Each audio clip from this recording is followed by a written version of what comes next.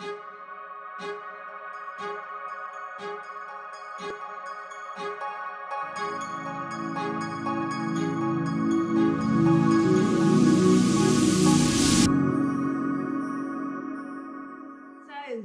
morning and welcome to Kitty Talks. We share inspirational life stories that empower you to create yours. And today I have a powerhouse in the house. I have Preston Smiles. Woo woo! Oh, welcome, Preston. Thank you so much for joining us on Kitty Talks. Thank you, for sure. I truly appreciate it. I'm excited. I'm excited to see what's birthed. We spoke before it was recording, and both of us don't know what we're going to talk about per se. So I love what gets birthed when two people come together. And the irony is, my wife Alexi is pregnant. I know she's been on this. She has, yeah. Right? She's a while back, actually, just after we launched, and she was very open about her journey and her story, and that's what we do here, Preston. Like, I'm excited because I was saying to you, like, I don't know your transformational journey, and I'm surprised because so I'm excited. So would you mind kind of, obviously I know what you do and I know how amazing you are, but for the people listening, can you just kind of tell us who you are and what you do in the world at the moment? Yeah, well, who I am is love's voice. Who I am is a unique emanation of the divine, of love intelligence. Who I am is a powerhouse being that is dedicated and committed to giving my gifts in the unique ways in which only I can give them. Now, what I do in the world and how that manifests itself is through writing books. I have 2 books that have been published through Simon & Schuster, which is one of the biggest published houses in the world. I lead workshops through our company, which my wife and I own, called the Bridge Method, which is those workshops tend to be like extreme leadership stuff mixed with trauma work and a lot of different therapies. We use a lot of different modalities and we squeeze them together and then turn the volume up. And then I'm the founder of something called the Man Cave, which is a conscious man brotherhood where we expand, explore, and elevate each other. And so, all of those things are the same thing for me. Is a returning home. It's a reminder. My job, my duty on this planet is to be of service, and that manifests itself in many ways, but it's really only one way, and that is through the understanding that when we turn the volume up on our love, we automatically turn the volume up on our lives. And so I'm all about loving louder. Beautiful, beautiful. And I love what you said in your introduction. You were basically saying that you share your gifts and talents in only the way that you can. That is what we're all about here. There's 6 billion people on the planet and we're all completely unique and independent and completely different. And that for me, my friend, is the trick, isn't it? We tune in to what we enjoy and we share. Absolutely. That's what it's all about.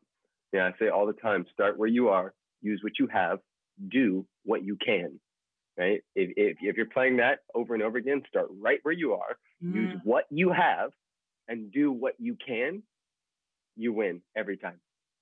And can you kind of elaborate for us on your journey? Because, because this whole tuning in process, and actually we're not taught, we're educated out of our magic. We're not taught to embrace our individuality and tune in at a young age about what we enjoy, So how did you transition? Can you tell me your journey, your story, how you came into this? Of course.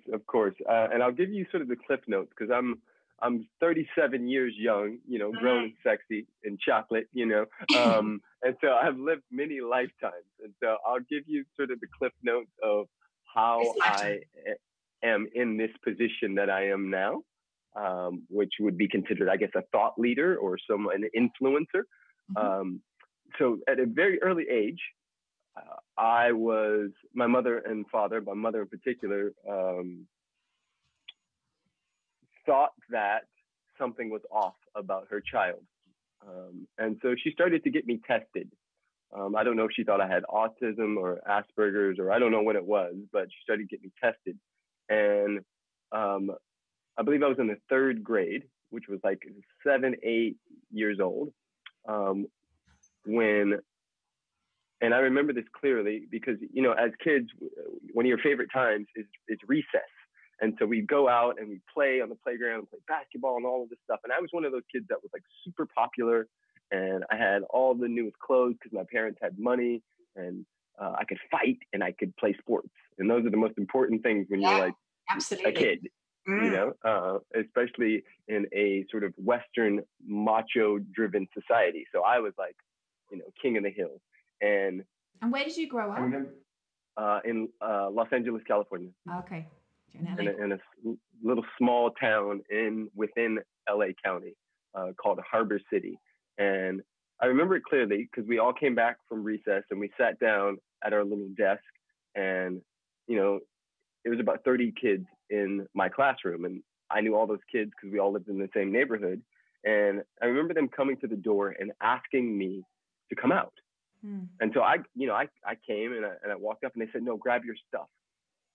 And so I grabbed my like Ninja Turtle backpack and my like Flintstones lunch pail, and exactly, and my little trapper keeper with my little pencils and everything in it. And I walked over, and it was the principal and like a few different people who I didn't really recognize. And, you know, it was a well-known sort of fact that all of the special kids were in this bungalow, this building that was outside of the building. And, you know, at this time, which was, you know, leaving the 80s and going into the 90s, we used to use the word retarded. And so all the retarded kids, and I'm just speaking from the wound, were in this building. And I remember them walking me towards that building.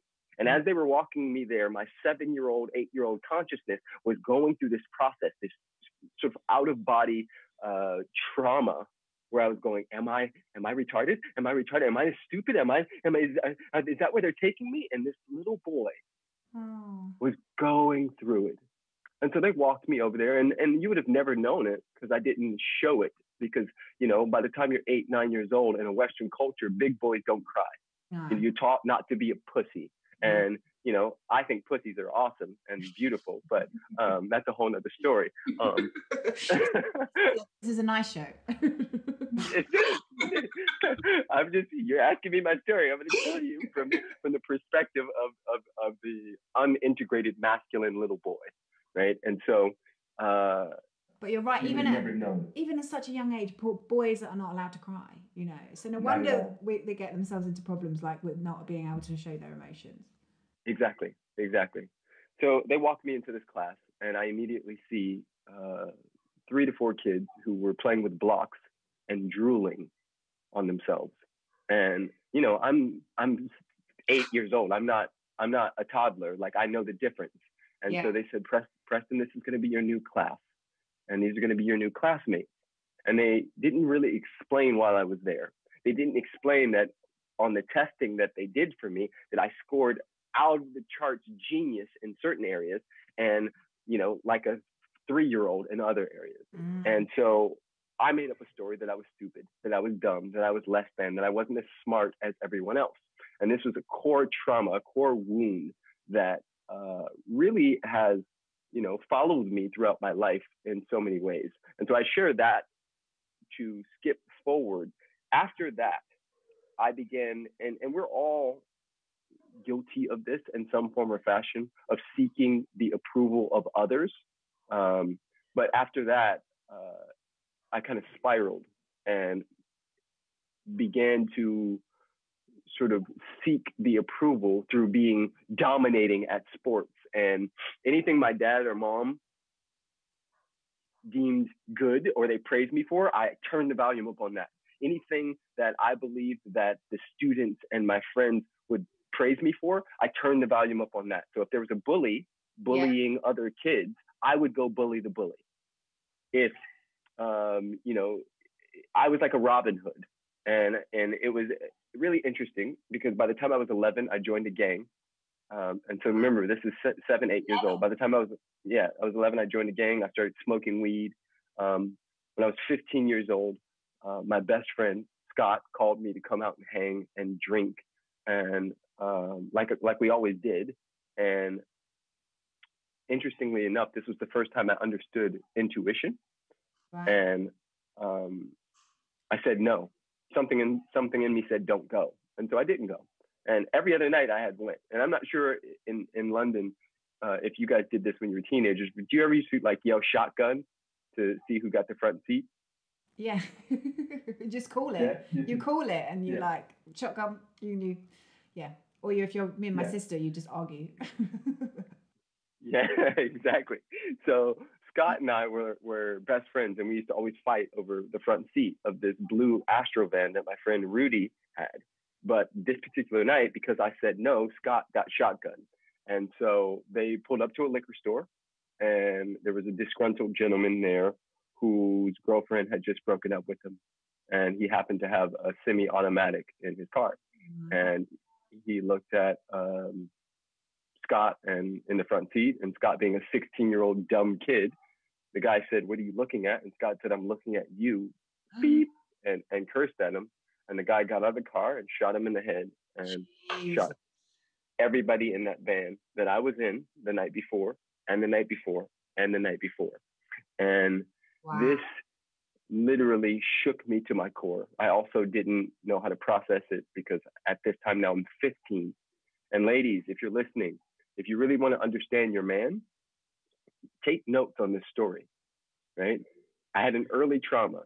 Yeah. By the time I was even 7, 8 years old, I was already taught not to cry, not to express, not to allow my feelings to flow through.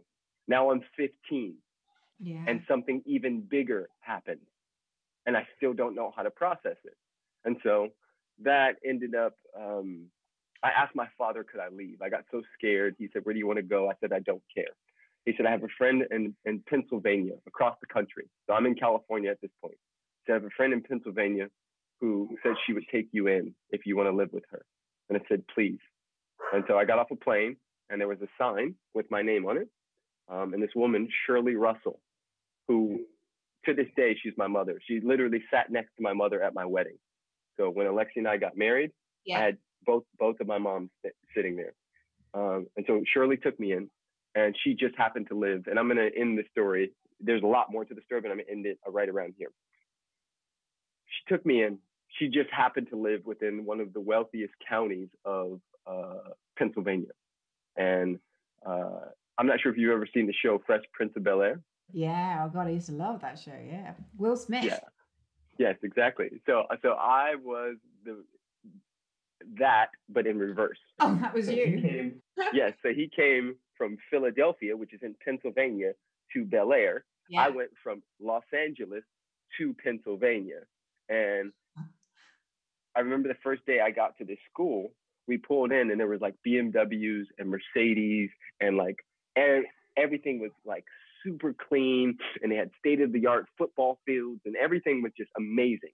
And funny enough, I'm walking through the hallway and I'm already blown away because I'm like, wow, this is like, one of the wealthiest schools I've ever seen in my life. Beverly Hills or something. Yeah. And so I'm walking through the hallway and I noticed that everybody in their classrooms are sort of looking out the window and like pointing at me. And they're like, yes, and it's like all this excitement just because I'm like a new student is walking through. And so I get in the office and I asked the woman, I said, ma'am? And she said, yeah. I said, is there anybody else at this school that, maybe like looks like me? And she said, oh, you mean black? No, we have one black girl, but you're the only African-American male. And it was amazing because I was like this cool alien that everybody wanted to hang out with. And within a few weeks, I joined a new gang called Wexford Mafia, which was a bunch of rich white kids with BMWs. And I remember this, and this is the end of the story. And this is one of the things that shifted and changed my life forever. I was in this kid, Brad's BMW. We were riding to a party. I'm in the back seat. We're listening to Tupac, Outkast, and Biggie. And everybody's drinking and smoking weed. And I had this moment of realization where at that moment, I thought my friends at my former school are doing the same thing, but getting two different results based on the environment and the expectation. And so I stumbled upon, at 15 and a half, I stumbled upon environmental psychology and really sort of started to take a deeper look. I was able to pull back and see that we're all dealing with the same stuff, that underneath all of the stories that we have about each other, whether it be gay, straight, white, black, Christian, Muslim, whether it be man, woman, underneath all of that is our truth, which is love. And so that sparked something in me that let me see humanity and see society from a different perspective. And, you know, of course, I went through many stages, including going to college and cheating. I cheated my whole way through college because the wound was still so strong. The belief that I was still stupid and an imposter was still so strong that I never gave myself an opportunity to actually see what I was made of. And that took me, I actually got into graduate school and I made a decision that I would not cheat ever again. And it was a 3-year program. There was 8 of us. And there was 10 of us. Out of the 10, only 2 people got straight A's, literally a 4.0 throughout the whole year, 3 years. And I was one of them. And this was one of the first times where I had a realization that I actually wasn't stupid, that my genius, there are multiple levels of genius. And when one, understands their genius and uses it and harnesses it and taps into it for the greater good, that, you know, it's exponential. And so that opened up a whole space for me. I moved to LA as an actor, got sick, became an angry vegan, and then out of that, denounced my religion, everything, like let go of everything, then came all the way back to this quote by the Buddha that said, you will not be punished for your anger, but by it. And I realized that I was still very, very angry about how I grew up, about the society we were living in, and that while I was feeding myself all of this beautiful knowledge, that it wasn't actually, I wasn't embodied. I wasn't love's voice. And that is what I have dedicated my life to, which is being love's voice. That's my story. Beautiful. And, you know, that for me is incredible listening to that story, because it all, you know, your life could have gone a totally different direction if you said that when you did that test, that you were a genius in some areas and you weren't in others. And that for me is everything that is wrong with our education system. You know, if at that age they had embraced your genius aspects and they had got you to go towards that at a younger age, you know, your life would be so different. And I think, you know, Preston, my mission is, which I'm really passionate about, is changing the way humanity views us following our bliss and us actually doing what we should be doing, you know, what we came here for, you know. And your story's amazing because of the wound you then carried through your life because you believed something that wasn't true. You know, you weren't stupid. Yeah, you know, it's all perfect. And, you know, clearly I needed that. And, you know, how do we know that? I think a lot of people know her work, but Byron Katie says there are 3 types of business. There's my business. Yeah. There's your business. And then there's God's business. God's business is what is, right? And a lot of times, and I did this for quite a while, where I would be trying to argue with reality. I would be raging against what is. And so what helps me is knowing that we are always on purpose. We are always on path. And even though some of those things that occurred, like my friend being shot in the head, you know, that's not something that, you know, I would say, you know, I could ever write up. Right? 2 years ago, a woman by the name of Amelia Sturrental, I had a beautiful meeting with her in New York. I didn't know her. She didn't know me. And we never met necessarily in the conscious realm. We met in the spirit realm, where I was walking down the street in New York and got hit to get on the subway and go to the other side of New York and go into a store. And I went into the store and I looked around and I asked, you know, like, why am I here? And then Spirit said, go downstairs right now. I went downstairs. I took about 3 steps. I heard, skirt, no. Oh, she got run over. Yes, I saw this woman flying through the air. She landed on her head, and her brains splattered out the back of her head. And she went into shock, and she died in my arms. And all of this, and it was one of the most beautiful gifts I've ever been given. And I'm just bringing this story in because, you know, none of us can necessarily control. You know, I have a belief that there's something bigger than us using us. I have a belief that you know, when we take one step, the universe takes 1,000, and that sometimes our blessings and the gifts are disguised in things that don't look like blessings and gifts. And, you know, I had a little bit of PTSD after watching her die, but I went into we had a deep conversation from the spirit world. I held her legs while she shook and just struggled for breath. And I went into a prayer-like state and just had a conversation and said, listen, if this is the day you're leaving, oh my gosh, how perfect. But if this is the day that you're staying, how perfect. I'm here with you right now. We're going to take this journey. I'm here with you. Just know. And I went into this, I don't even know all the rest of the stuff that came through. But in hindsight, right? Because we say hindsight is 20/20. The question is, can we live in hindsight now? Can we live in a space of deep gratitude for the unfolding that we asked for? You know, I asked to level up. I asked the universe. I asked God. I asked Jesus. I asked Buddha. I asked Krishna, whatever name is more potent for you. I asked divine intelligence to level me up. I said I would like to become a weapon for love. And then it showed me and brought me the one thing that I was still running from, which was death.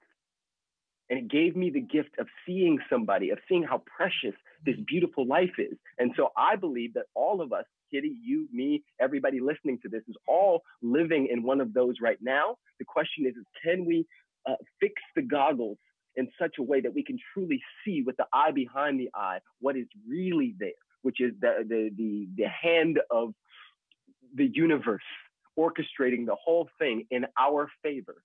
And for people listening, because, you know, they're listening to these talks, they're listening to your life story to be empowered, to step into their own greatness. You know, you've talked about intuition a couple of times on your journey. Like how, you know, for people listening who don't necessarily know which direction to go in, you know, they're not sure, they haven't, you know, done their book, you know, they know that they want to do bigger things.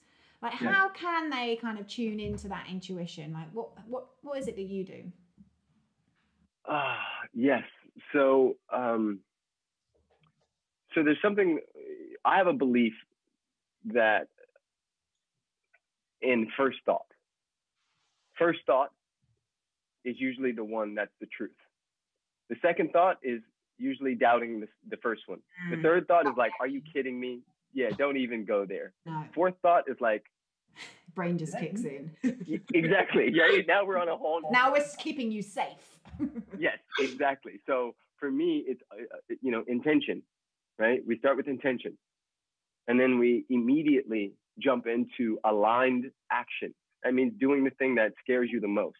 One of the reasons and ways in which I have been able to elevate myself in this particular industry, and you know, a lot of people say, you know, if I could, I would. And my story and my reminder is that if you would, you could. You know, if you would wake up an hour early and write that book, if you would, you know, stay up an hour later, if you would sacrifice, right? Because we got to give up to go up. We got to give up to grow up. And so if you would sacrifice some of that time scrolling through social media for your dreams, if you would, you know, stop swiping through Tinder and Bumble or whatever apps that are there, or having, or emotional eating based on, you know, not being there yet. If you would develop an attitude of gratitude for all that is here, for all that you do have, then you fill your cup. And when you fill your cup, you can give from the overflow, right? What's in my cup is mine. What flows out is yours. And so many people are operating from empty cups. So many people are operating from the space of, well, you know, if I could, you know, I wasn't born, you know, with great hair like Kitty. You know, I don't talk like that. I'm not as tall, and all of the excuses and stories we have is all BS. Yeah. And you said something really interesting. You said you ask. So you asked, like, you were asked. Yeah. Is that something you also do? Like, you ask on a regular basis, like, show me what I need to do, or? Exactly. I do. I ask the universe to use me, to cleanse me, to make me a weapon for its good. And, you know, powerful questions will always call for powerful answers. The issue is that most of us ask disempowering questions, like, why am I so fat? Why don't I have it yet? Why am I not there yet? That, to me, is, you know, very disrespectful to the universe, to your creator. And so, you know, I ask very empowering questions like, what would love do now? You know, what am I committed to? What do I choose now? Yes, that just happened. And now what do I choose? Am I going to be a victim of the past, which is 3 moments ago or 3 years ago or 3 months ago? Or what do I choose now? That's very empowering when I know that now is an opportunity for me to do something.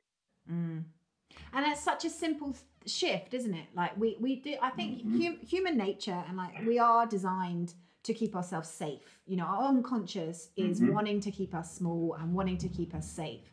So, you know, just by literally flipping it on its head and, like you said, asking empowering questions and bigger questions, and actually, like you said, asking the universe to use or come through you and actually use you as a tool for good, you know, and show me what to do. And then you're like looking for the signs.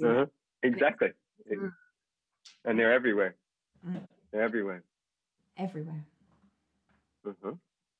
This is one. Whoever's listening right now, just know that this is your reminder to step in. This is your reminder that the time is now. This is your reminder that since we've been on this podcast, at least 50,000 people have committed suicide, and millions of others, are committing a slow suicide. So that medicine on your heart, that thing that only you can give, every minute, every moment, every day that you hoard that you hide, is a crime against humanity, and there are people suffering. And so let this be your reminder that it's game time, that it's time to truly step in and give your gifts. Because what else are you going to do? The last thing you want is to get to the end of your life and say, I could have, I would have, or I should have. And let's go to this conversation of giving your gifts, you know, because that for me is the conversation I'm in a lot, because you know, I do truly believe that we are unique, we are all gifted, and that is the key, you know, to give your gift, to tune into, to find your gift and give it. Yes. Definitely. So tell me about you, like, tell me how you did that, because for someone listening, that would be really insightful. Yes. So using the metaphor of taking a trip, right? So let's say we're taking a trip from California to New York, right? So these are opposite sides of the coast. The intention is already set, right? So let's just imagine that we already bought the ticket, which means that it's, the plane is there, the vehicle is there. We already bought the ticket. We're going to New York. Yes. Now, what happens is once we get into action, once we pack those bags and step out of our house, anything could happen. And I believe that it is our duty to honor what shows up, because out of 6-7 billion people on the planet, if somebody is in your space, that is sacred time. That is not a coincidence. If somebody shows up in your space, and I'm not sure if you've ever had this experience, Kitty, but I'm going to jump to a different analogy. Have you ever been in a relationship with someone, and I know you have a partner now, but have you ever been in a relationship with someone who you thought this was it? And you were like, I'm in love with him, even if you were 16 and you're like, this is like, yeah, maybe when I was everyone, when you're like 16 to 21. Exactly. And what I find is a lot of times, we get so caught up in the idea of this person being it, and while not understanding that that's a setup for something. And so, in every relationship, we learn something new, something different. And a lot of people try to skip that part. They're trying to jump from beginner to expert without going through the process, which means you have to date and go and be in the dance with people and have your heart broken and ripped to pieces, and then fall in love, and then to rip somebody else's heart to pieces, and then to travel over here and meet this guy. And all of those things are necessary in order to make it to New York, in order to make it to your one, in order to bring in your king, your queen. And so the whole thing for me is about falling in love with the dance, with the journey, falling in love with the process, not missing all of the little breadcrumbs, all of the little beautiful clues and hints. And here's the key. The power comes in knowing that it's not about the destination, because you will never land. Hear me, all of you, you will never land. I don't care what it is you think you want. When you get it, right? Oh, if I just met the men of my dreams, then everything would be good. If I just launched that book, then I would be good. No, you won't. Because one of the purposes of the human species is evolution, which will always mean that we will always be reaching towards the sun. Yes, we will always want more. And so if you get that, you immediately have power. Like Alexi and I have set a goal, a vision, a mission to make 1.7 million in the next 12 months. And it's not about the money. We have enough money. We have enough. It's about who we become.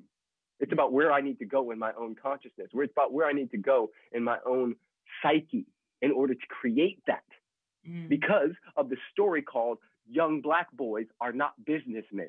You see what I'm doing here? All I'm doing is pushing up against those wounds and breaking the barrier. So for me, it's about the journey. It's about the destination, the 1.7. You think I'm going to stop there? Of course not. But it's about getting in the game.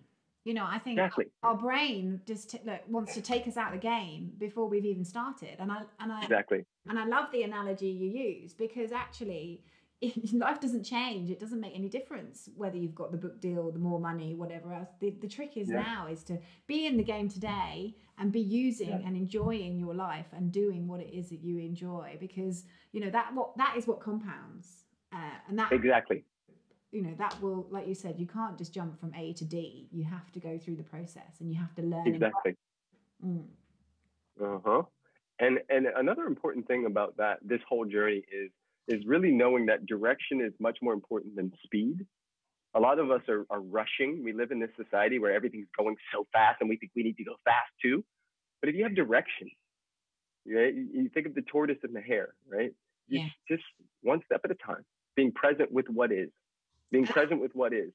I think that's because we kind of touched very quickly before we came on air about how, this purpose conversation is a minefield, because we suddenly think, okay, we start to wake up, we start to want to do good with our lives, and we think, well, I don't know why I'm here.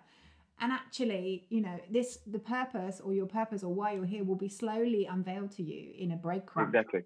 In a breadcrumb trail. What you'll be doing in a year's time will be totally different from what you'd be doing now. We don't know. The trick is the direction, like you're saying. Which direction are you going? Exactly. That's it. And direction, another word for that would be alignment or congruency, right? Because have you noticed that success is sexy? It's attractive, right? And success, is however you deem it. But have you ever been at a party and saw somebody who was dancing who completely sucked at dancing? Like, they were terrible. But because they were so into it. Your husband, yeah. At our wedding, yeah. But because he's so into it, everybody else was. Have you ever seen that? How somebody just gets enrolled into somebody's joy? And that joy, just think about it. All of us, just take inventory. Who do you like to be around? 9 out of 10, whoever it is somebody who has fallen in love with the journey, who's fallen in love with themselves. They're so enrolled in their own life. They're so aligned and congruent that becomes attractive, and they become like moths to a flame, right? That light becomes so attractive that everybody wants to come to it. And so for me, it starts with alignment.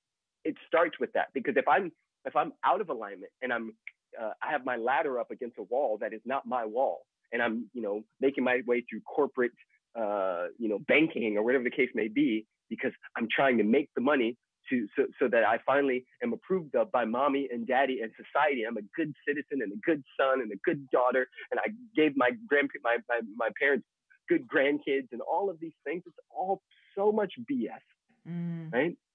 It's time for all of us to take the freaking mask off, ask ourselves what we truly want. What do I truly desire in this lifetime? And be ourselves. Yes.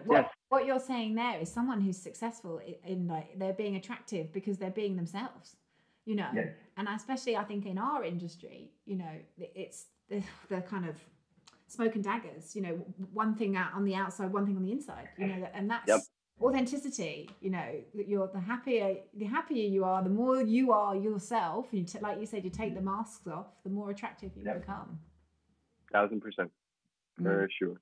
Mm-hmm.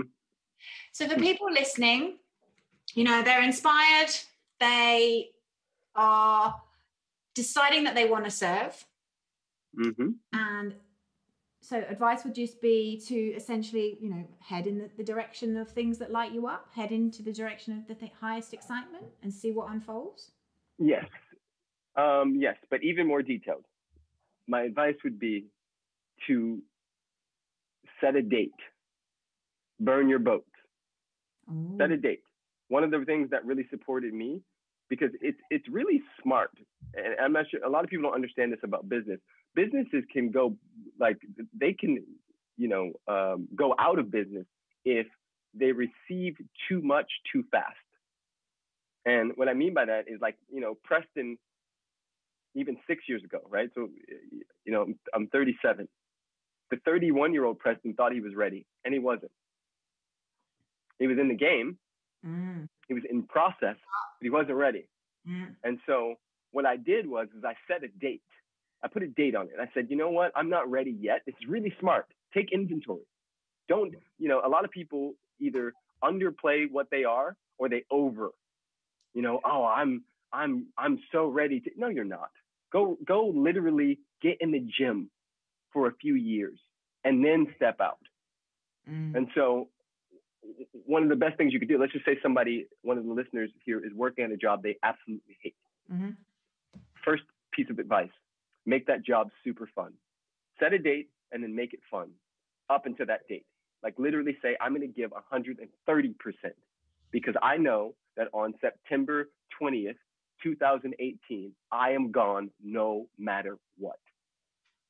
Right? So now you have something you're working to. The date is there. Burn your boats. And then after you set the date, tell people. Why do you tell people? Because they're going to hold you accountable. It's very easy behind your little computers and in your head to be like, oh, I'm going to quit next year. It's a whole nother ballgame to declare it to social media. It's a whole nother ballgame to tell and text your friends and say, listen, this is what I'm up to. That's what puts you on a mission. I started a surf school knowing that I was headed towards this. And I put a date on it. I said, you guys see these surfboards back here? Yeah. I'm surfing. Right? But I knew that wasn't what I was on this planet for. I knew it was, momentarily on what I was on this planet for, but I wasn't here to just have a surf school. I was here to lead the masses. But I also knew I was not ready. And so what I did was I started the surf school. And I said, in 6 months, I'm out. And then I got to that 6-month mark and I declared it to everybody. I got to 6 months and I said, you know what? I need 3 more months. And I went back in the gym, kept taking aligned, committed action. This is the whole thing, guys. Whatever is the biggest, scariest thing for you, take action on that. And here's the thing that I think most entrepreneurs and people who are looking to level up, this is how they screw themselves. They try to do too many things at once. They want to write a book, launch a program, speak on every stage and start making an app They want to do everything all at once. And if you really look at anybody who's done anything at an extraordinary level, they focused in. They made it. They focused it in to one thing, and they made that thing so well that it made room for everything else. So if you ask me what my one thing is video. I put so much focus on video that I don't have to advertise my programs. They just fill up. I don't have to ask to be on podcasts. People ask me. Right? Because I focused in. What is the thing that is going to, what's the 20% of the 20% of the 20%? What's the thing that is going to blow this whole thing up and create room for everything else? So if you're listening and you're looking to take your life and your business or whatever is on your heart, that thing that is calling you forward to the next level, focus, bring it in. I know you have 30,000 ideas. Focus on one or two for right now, knowing that you can come back to those ideas in a year from now. Life is long and beautiful. So set a date, take aligned, committed action, and like you said, narrow your focus. Go to your zone of genius and stay in your zone of genius. That's it. Beautiful. That's it. Beautiful. Preston, thank you so much for coming and joining us today. And like, obviously, I would love to serve you as well. So, is there anything we can help you with at the moment? No, everything is beautiful. I do have a free program. If anybody who's listening would like to have it, it's 5 tools to overcome fear and achieve more. And that is at prestonsmiles.com/overcome-fear. So prestonsmiles.com/overcome-fear. Other than that, all is well. I'm so grateful to have been on this program and to have this conversation with you. I love your hair. You're killing it. You're looking good. There you go. Tell the hubby I said hello and just keep dancing. It's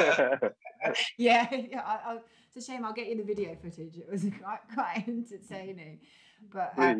But no, thank you so much. We will have all of Preston's details in the show notes. So we'll put that link in the show notes for everybody listening. But Preston, thank you so much for breaking through your barriers, because now you are empowering and leading a lot of people through their barriers and their fears. So I thank you for the work that you do in the world. Truly appreciate it. Thank you. And we will see you next week on Kitty Talks. Okay, see you again. Bye-bye.